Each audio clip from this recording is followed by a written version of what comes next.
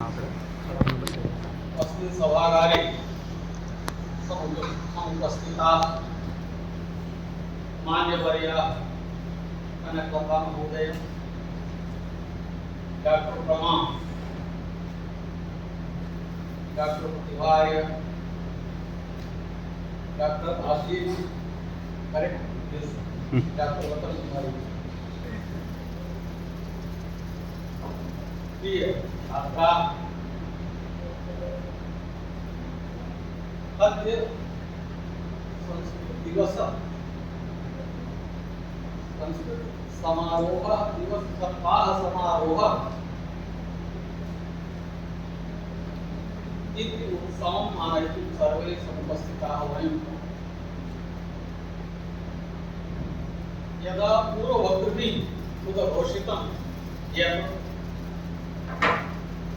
भारतीयेन सर्वकारेण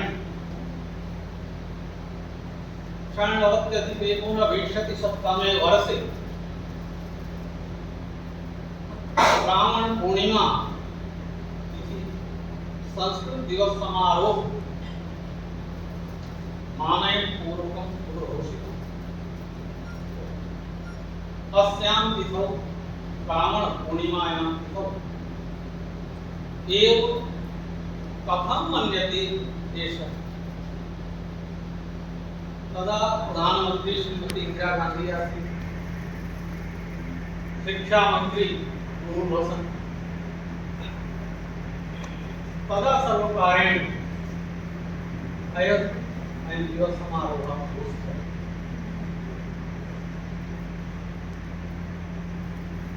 श्रावण पूर्णिमातः आरम्भः पौष पूर्णिमा पर्यन्तं पुरातन काले अध्ययन अध्यापन आरब्धः। अध्ययन अध्यापनस्य च कार्यकालः यथा अधुना जुलाई मासात् आरभ्य मई मासपर्यन्तं सत्रं चलति, तथैव पुरातनकाले श्रावणी पूर्णिमातः आरभ्य पौष पूर्णिमा पर्यन्तं सत्रं चलत् आसीत्। तदा एषः एव अध्ययनकालः पौष पूर्णिमातः श्रावण पूर्णिमा पर्यन्तम् अनध्यायकालः आसीत्, जिसको हम हॉलीडे कहते हैं। तो समर वेकेशन समय लंबा होता है, काफी लोगों को हमने देखा चेहरे ऐसे हो रहे हैं कि हमने सोचा आपकी भाषा में ही बात किया जाए। जी सर।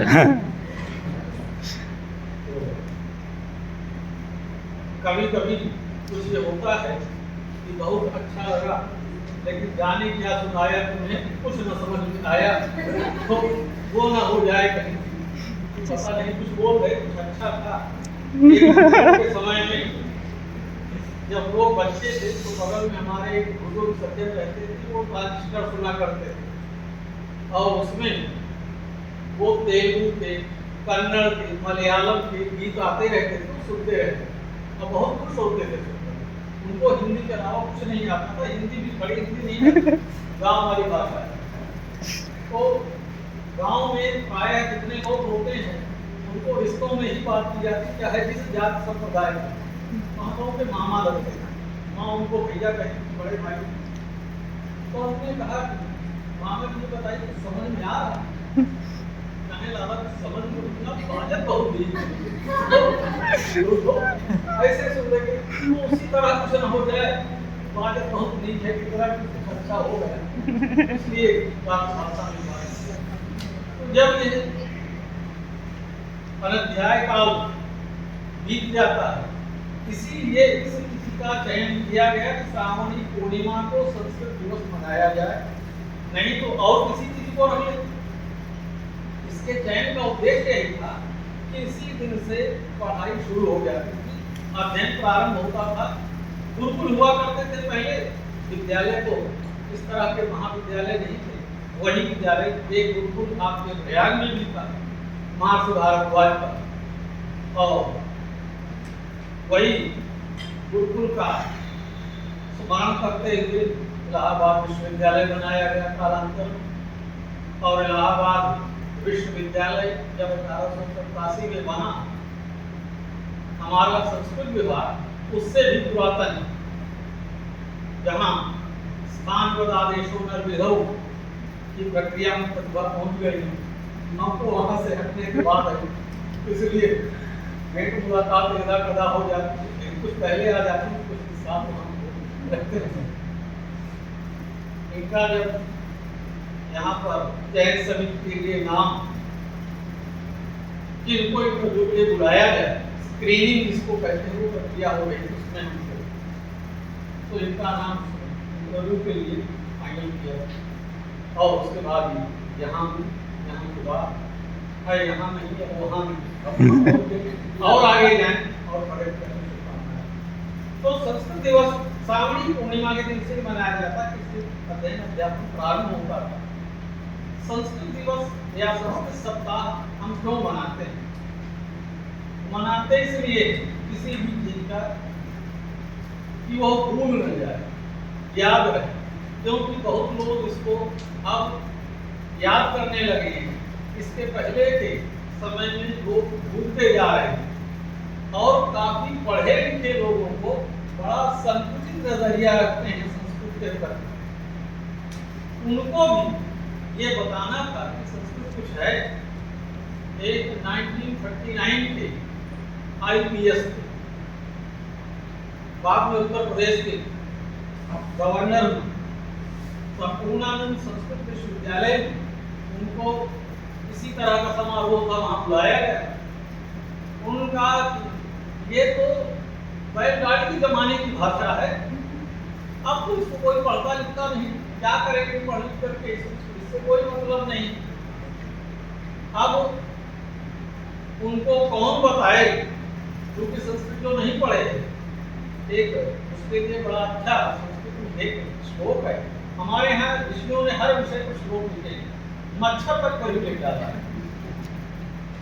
मच्छर आपको जब काटता है उस पर भी लिखते, पादयोर पतज, पहले पैर नहीं काटता है, वैसे होते हैं काटे गए। खादति पृष्ठ मांसम, जब आप पैर में बचाने के लिए तब तक यहाँ पीठ में काट लेता। खादति पृष्ठ मांसम कारणे कलम किमपि रवति शनैर विचित्रम, जब आप पीठ में टूट जाते हैं तो कान में आकर बनाता है, म्यूजिक सुनाने लगता है। तो ये मच्छर इस तरह करता है, सर्वम फलस्य सहितम मसकः छिद्रम निरूप्य सहसा प्रविशत सकता, फिर गांव देखता है कहाँ खाली है, फिर वहां काट लेता है। सर्वम फलस्य सहितम मसकः करोति, दुष्ट का सारा आचरण यही करता है, दुष्ट भी यही करता है। पहले आपके चरण छुएगा करके, आपको प्रणाम करेगा, लगेगा ये बहुत आदर करता है हमारा। काल पादयोर पतज खादति पृष्ठ मांसम, पीठ पीछे बुराई करेगा, करे सामने पड़ गए क्या करें, मजबूरी तो वो खादति पृष्ठ मांसम, पीठ पीछे बुराई करेगा। और आपके पास जब आएगा तो ऐसा कान में मधुर बात करेगा जिससे सगा कोई है करने कलम शनैर विचित्रम। तो दुष्ट का सारा आचरण छिद्रम निरूप्य सहसा प्रविशत, गांव देखता रहेगा कहाँ पावन इनको स्वाहा करो, तो वो खत्म कर देगा। तो दुष्ट का सारा आचरण मच्छर करता है, मच्छर तक पर भी लिख डाला है हमारे जीवन में, कोई विषय छोड़ा नहीं। तो ये जो संस्कृत साहित्य है, हम इसको भूल न जाएं, इसीलिए ये मनाया जाता है कि संस्कृत की उपयोगिता, इसका क्या महात्म्य है, ये अगली पीढ़ी को मालूम पड़ता रहे और वो जानते रहे। टीवी राजेश्वर जैसे न बन जाए, तो टीवी राजेश्वर जो गवर्नर की बात कर रहे हैं कि वो बैलगाड़ी के जमाने की भाषा है। तो हम संस्कृत साहित्य में इसलिए इसका महात्म्य इसलिए है कि क्या नहीं है इसमें।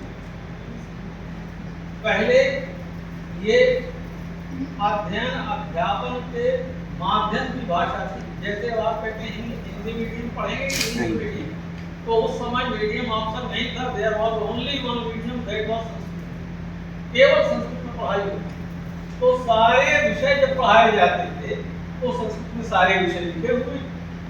तो कौन सा विषय ऐसा है जो संस्कृत में नहीं है? सारे ग्रंथ संस्कृत में है।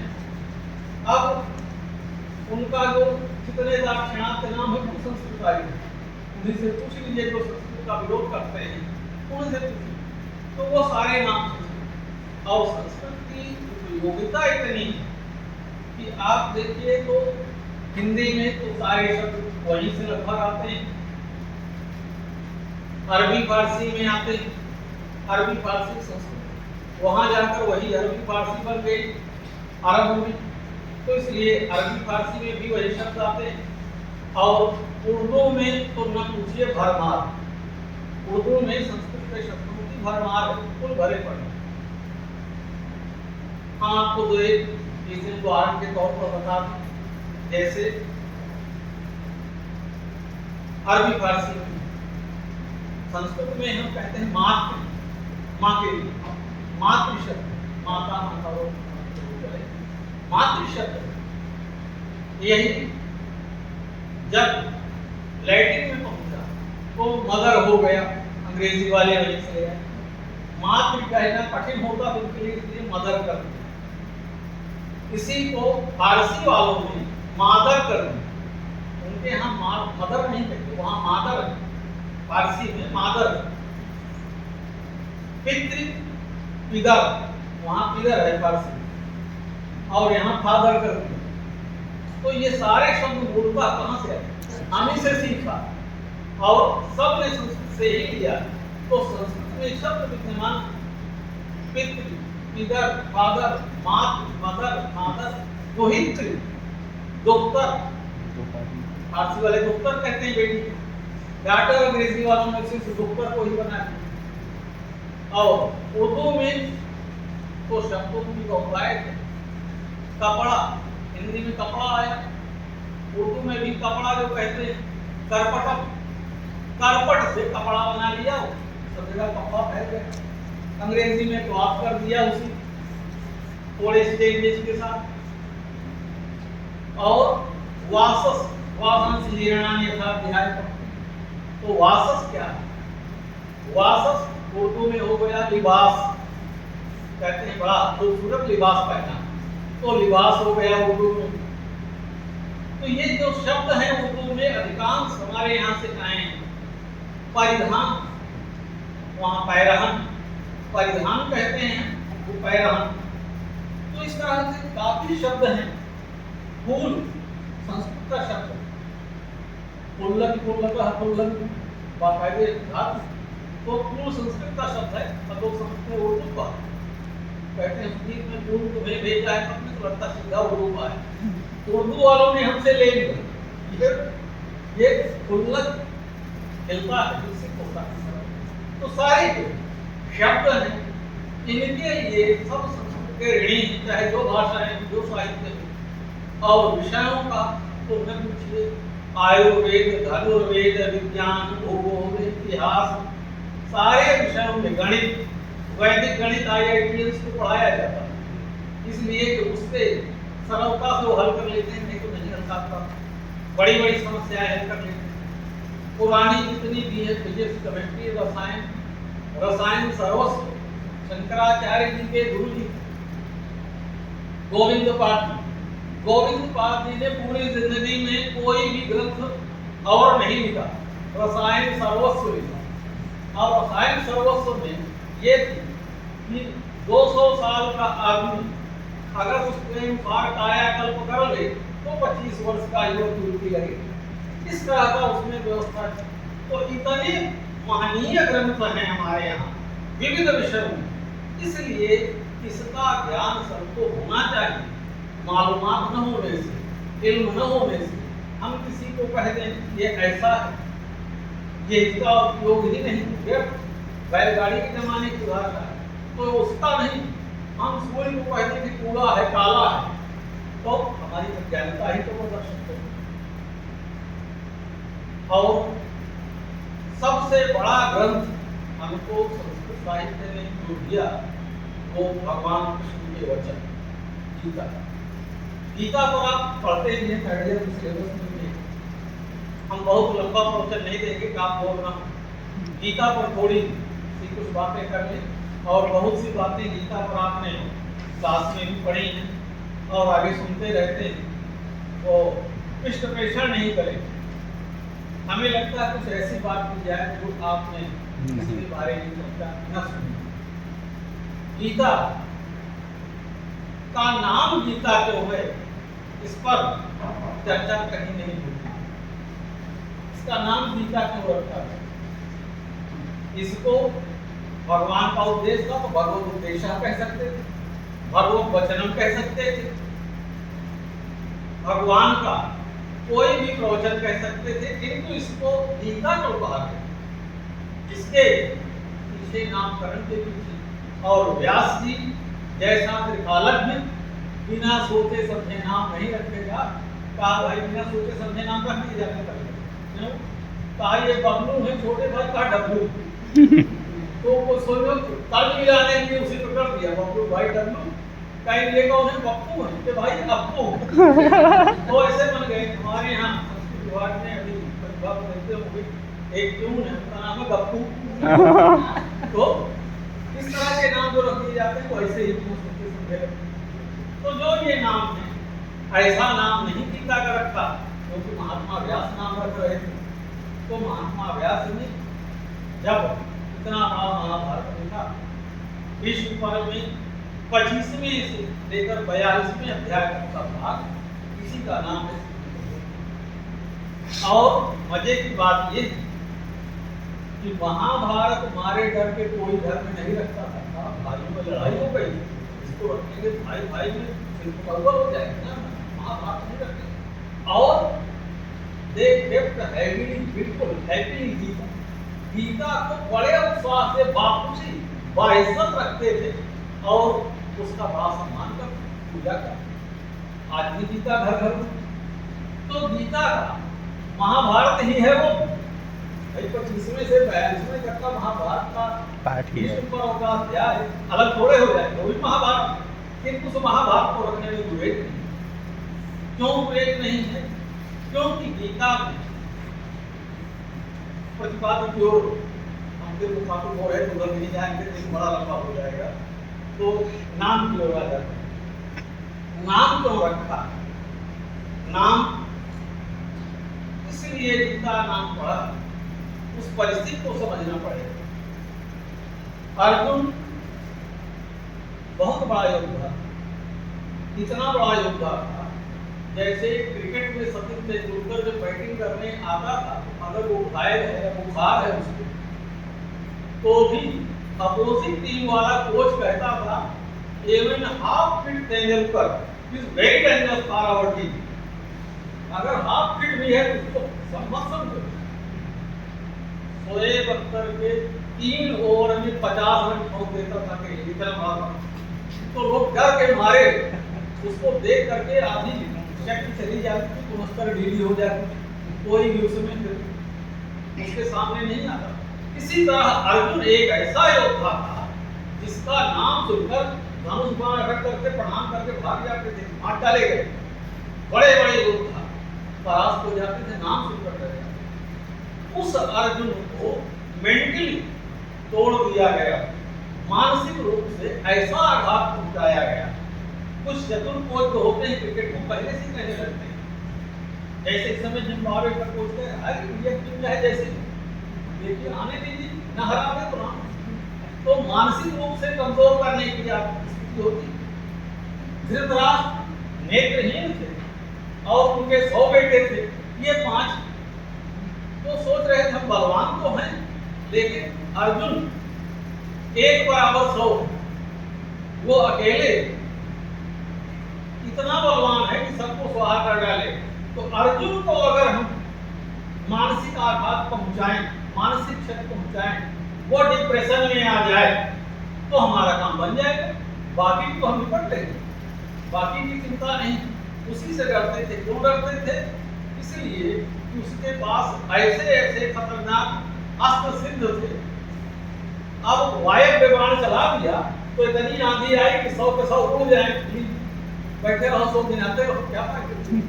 तो इस तरह के उसके पास बाण थे। एक चलाता था जैसे मल्टी मिसाइल चलती, एक चलाता था वो रास्ते में जहाँ छूटता था तो वो 100 हो जाता।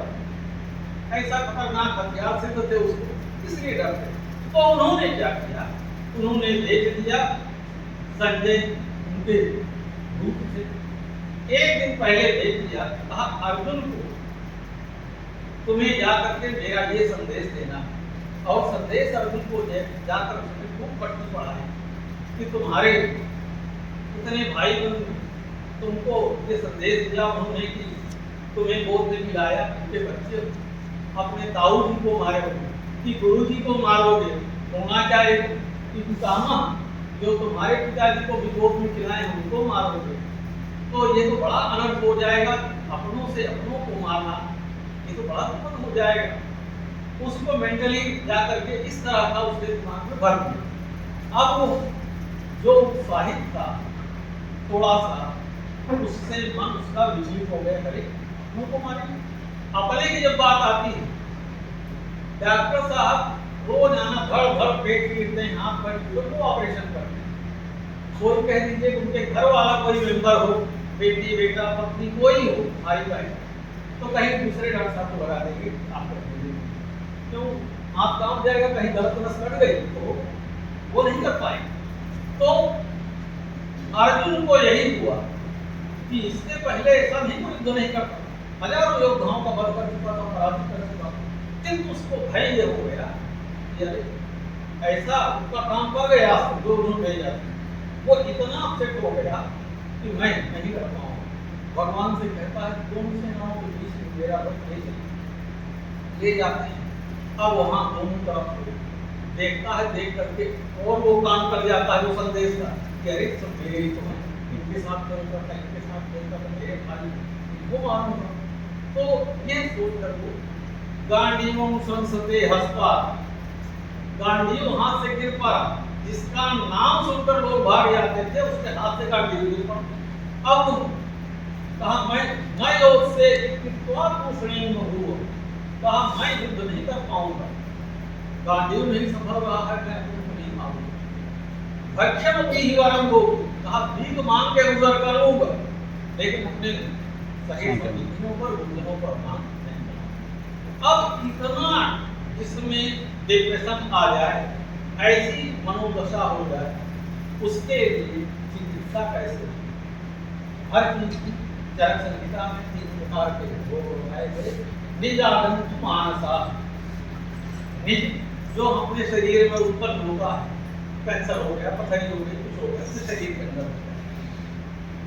आगंत रोग वो है जो आ जाता है, जैसे कोरोना जी आ गया तो आ जाता है, मलेरिया भी आ जाते हैं, कोई आ जाते हैं, तो इस तरह के आकर के हमको पीड़ित करते हैं आगंत रोग। और मानस जो हमारे शरीर को नहीं कष्ट देता, मन को पीड़ा देता, और मन के लिए के रोग का निदान किसी दवा से नहीं होता। किसी मनोरोगी को ले जाइए डॉक्टर टंडन के पास, अब उनके पिताजी पहले रहते थे और आशुतोष टंडन जी हैं, तो वो सिवाय कंपोज का इंजेक्शन देने के कहीं बिल्कुल अनकंट्रोल्ड है, बिल्कुल कंट्रोल में नहीं हो रहा है, कंपोज का इंजेक्शन दे दो यही इलाज, और कोई इलाज नहीं होगा।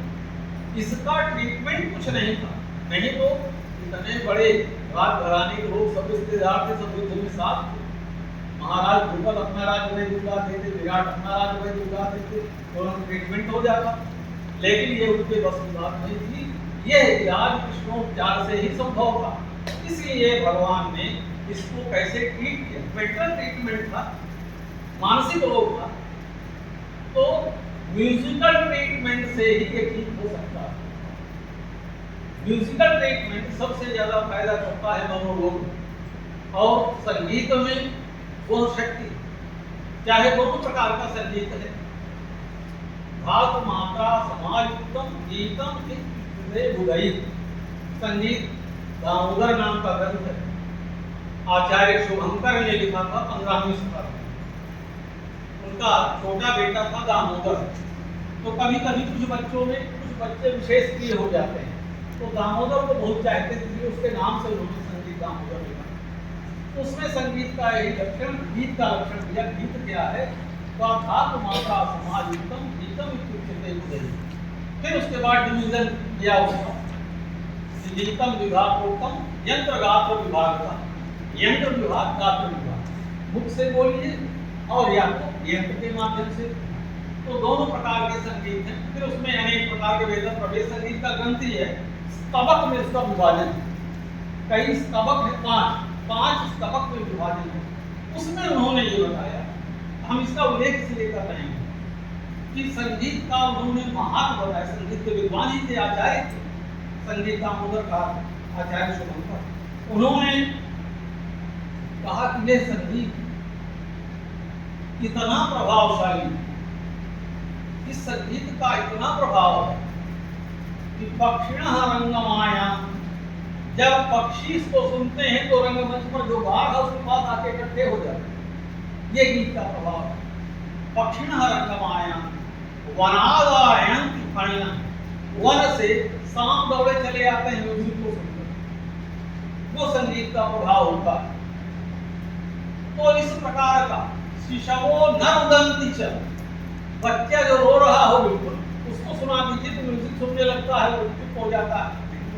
इस प्रकार से संगीत का इतना प्रभाव है, तो भगवान ने उनको म्यूजिकल ट्रीटमेंट दिया, और म्यूजिकल ट्रीटमेंट होने के कारण इसीलिए इसका नाम गीता पड़ा, कि बिना गाए हुए वो और कुछ सुनने को तैयार ही नहीं था। बहुत समझाया, लेकिन कहा ना भिक्षा मांग लूंगा लेकिन मैं कुछ नहीं करूंगा, अपने गुरुजनों के गुणों को नहीं मानूंगा। तो इस प्रकार से यह सब करते हुए भगवान ने उसको 18 अध्याय जो सुनाए।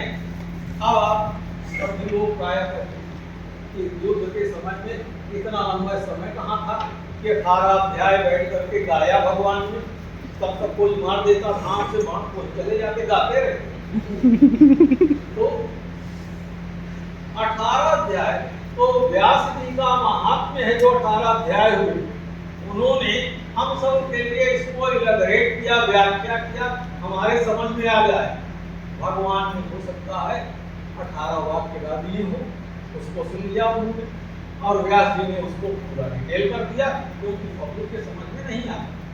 जो सूत्र शैली होती, संक्षिप्त शैली होती, और पाणिनि के सूत्र अगर केवल होते तो ये क्या दुर्दशा होती, समझ में आता। ये महर्षि पतंजलि के हम लोग ऋणी, उन्होंने महाभाष्य लिख करके हमको सारे दृष्टांत दिए, नहीं तो सिद्धिपास्य वगैरह थोड़े पता चलता है, न सिद्ध कर पाते न समझ में आता। और पाणिनि ने तो इतना संक्षेप कर दिया, एक अक्षर को और भी नहीं, 2 टेह। अब नहीं कौन सा टेह कहाँ लगेगा, अब विधि भस्य को टेह लोप है, एक ये टेह लोप है, कौन सा लगेगा। तो टेह केवल पढ़ के समझ में नहीं आता, टेह को ओढ़े की दिशा क्या करें। इसलिए जब हम महाभाष्य पढ़ते हैं, आगे अन्य ग्रंथों को व्याख्या स्वरूप पढ़ते समझ में आता है। इसी तरह ये भगवान ने 18 वाक्य कहे, व्यास जी ने कृपा करके उसको व्याख्या कर दिया विस्तार से 18 अध्यायों में।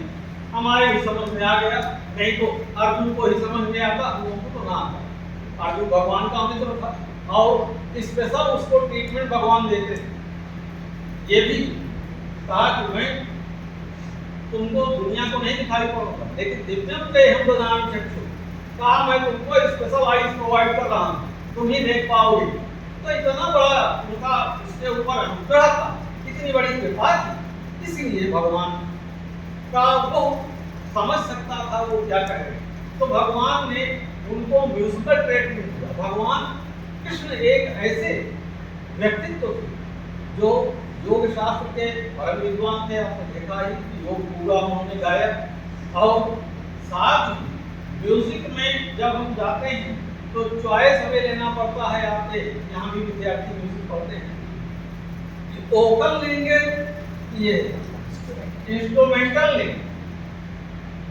भगवान कृष्ण दोनों में महारत हासिल। वोकल में अद्भुत गायन था, गीता देख ही रहे, और म्यूजिकल में जब वो वाद्य यंत्र बजाते थे, बांसुरी इतना प्रभावशाली था कि एक आंख में काजल लगा, नहीं रखा, टोपियां सुन के भाग जाती थी, निकल न जाए, मिस न कर जाए। तो उसको सुना में जा करके आधा दाना जल गया खड़े खड़े, आधा पका है छोड़ को भाग जाती। तो इतना अधिक उसमें महारथा से तो संगीत में उभय था, दोनों प्रकार के संगीतों में परम निष्णात थे।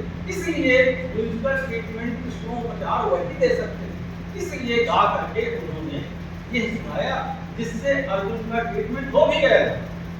लास्ट में वो कहता है कि ये नष्टो मोह गतः शोक, मेरा शोक चला गया, तव साधात तव साधात, एक तुम्हारे प्रभाव से मेरा सब नष्ट हो गया, मोह शोक चला गया। और करिष्ये वचनम तव, अब आप जो कहेंगे मैं उसका परिपालन करूं, तो ठीक हो जाता है। अंत में ये भी नहीं दवा किया, सब बहुत दवा किया ठीक नहीं होता, ठीक हुआ। वो नहीं हुआ कि जो जो दवा की मर्द बढ़ता है, मर्द बढ़ता नहीं है, ठीक हो गया। तो ये गीता के नामकरण का एक रहस्य था जो हमने आपके सामने रखा। शेष चीजें बहुत हैं गीता में बताने के लिए, अब उसको फिर कभी लोग मिलेंगे तो चर्चा करेंगे। आज के लिए इतना ही। आप सब लोगों को बहुत शुभकामनाएं, बच्चों को बहुत आशीष, आप लोग आगे और प्रगति करने बढ़ेंगे। और सभी मित्रों को नमस्कार।